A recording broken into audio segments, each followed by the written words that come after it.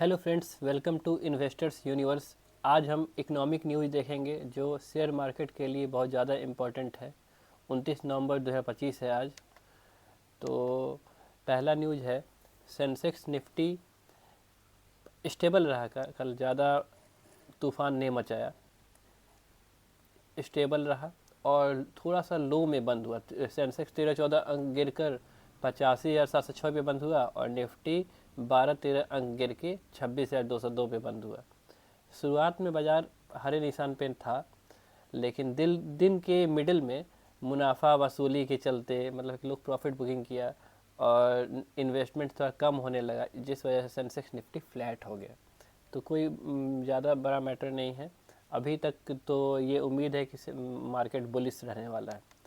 अगला जो न्यूज़ है हम लोग का, रुपया हाई तक चला गया था, रुपया 89.63 तक चला गया था। फिर आरबीआई ने डॉलर को बेचना स्टार्ट किया इंटरनेशनल मार्केट में, जिससे रुपया थोड़ा स्टेबल हुआ। फिर लेकिन 89.49 तक कल चला गया था, फिर बंद हुआ जाके 45 पे। रुपया का हाल एकदम ख़राब है। रुपया से डॉलर पूछ रहा है तू इतना क्यों गिर रहा है भाई, तो रुपया बोल रहा है मैं शर्म से नीचे आ रहा हूँ। तो अगला जो न्यूज़ है कि Q2 सरप्राइज कर दिया है। 8.2% का ग्रोथ रहा, जो जनरली 6.2 6.5 7 का रहना चाहिए। वो ग्रोथ इतना अच्छा रहने के बाद भी मार्केट डाउन जा रहा था, पता नहीं क्या है।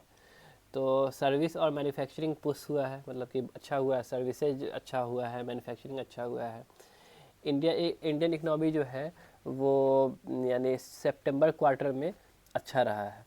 तो जनरली 7 का रहता है, 7.2 का रहने का उम्मीद था, लेकिन ये तो एकदम पूरा सब कुछ का ये ब्रेक कर दिया। मतलब जीडीपी ऐसा कह रहा है कि मैं उठ गया मतलब कि जनरली ये उठता नहीं है, लेकिन उठ गया। अगला जो न्यूज़ है फॉरेक्स रिजर्व का है। फॉरेक्स रिजर्व आरबीआई क्या कर रहा है कि खाली इंटरनेशनल मार्केट में डॉलर बेचे जा रहा है, डॉलर बेचे जा रहा है। अब फॉरेक्स बोल रहा है कि भाई मेरा खजाना खाली हो रहा है, लेकिन तुम बात नहीं मान रहे हो। लेकिन आरबीआई का नज़र इसके खजाना पे है और ये जाके बेच दे रहा है। तो अभी 688 बिलियन डॉलर हो गया है, 4.47 बिलियन डॉलर डिक्रीज हो गया है। मतलब कि इतना डॉलर मार्केट में चला गया, इंटरनेशनल मार्केट में। अगला जो है न्यूज़, पुतिन जो है वो इंडिया आए हैं बोलने के लिए भाई मेरा तेल ले लो। लेकिन इंडिया बोल रहा है भाई ट्रम्प टैरिफ बढ़ा दिया, क्या करें। तो बातचीत होने वाली है पुतिन और इंडिया की, पुतिन और मोदी की, आने वाले हैं इंडिया। अगला जो न्यूज़ है कि प्राइवेट कंपनी को कोल एक्सप्लोर करने का परमिशन मिल गया, 18 प्राइवेट कंपनी को। तो सरकार बोल रही है कि जा सिमरन जा, जी ले अपनी ज़िंदगी, प्राइवेटाइजेशन हो रहा है भाई। अगला जो न्यूज़ है, इन्फ्लेशन तो लो है, सबकी निगाहें आरबीआई दादा पे टिकी हुई हैं कि आरबीआई क्या करोगे, रेट कम करोगे या रेट बढ़ाओगे। तो सब का नज़र आरबीआई के इस इन्फ्लेशन डेटा पे है। क्या है कि शकीरा का हिप्स और इन्फ्लेशन दोनों झूठ नहीं बोलता है। अगला जो न्यूज़ है, फिस्कल डेफिसिट वाइडन हो गया 52.6% पे एनुअल टारगेट के।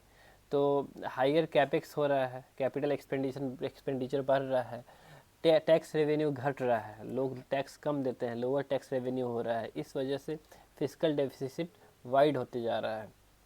अप्रैल से अक्टूबर तक में बहुत ज़्यादा बढ़ गया है। इतना ज़्यादा कर्ज लोगे तो कैसे चलेगा भाई। अगला जो न्यूज़ है, इंडिया का जो आईटी कंपनी है वो यूएस के H1B वीज़ा की वजह से छटनी करते जा रहा है, यहाँ के यानी कर्मचारी को भगाया जा रहा है। तो H1B वीज़ा की दिक्कतों के कारण भारतीय आईटी कंपनी ने अमेरिका में लॉबिंग पर खर्च कम कर दिया है। तो इंडिया के कर्मचारी पे खर्च कम कर दिया है। आईटी इंडस्ट्री से इंडिया के लोगों को अब कम सैलरी, कम पैसा, कम फ़ायदा होगा। अगला जो न्यूज़ है, इंडिया और कनाडा का जो बातचीत है वो स्टार्ट होने वाला है, ऐसा पीयूष गोयल ने कहा है। तो थैंक यू। आज सैटरडे है, न्यूज़ थोड़ा कम रहता है तो ज़्यादा बॉदर नहीं होना है। तो इन्वेस्टमेंट का न्यूज़ यहीं तक था। तो अगर आप चैट करना चाहते हैं या फिर ये पीपीटी चाहते हैं, अगर शेयर रिलेटेड बात करना चाहते हैं, शेयर मार्केट रिलेटेड बात करना चाहते हैं, इंडियन इकनॉमी रिलेटेड बात करना चाहते हैं, तो मेरे टेलीग्राम चैनल को प्लीज़ ज्वाइन कीजिए, सब्सक्राइब कीजिए, शेयर कीजिए, कमेंट कीजिए। Thank you. जय हिंद, जय भारत।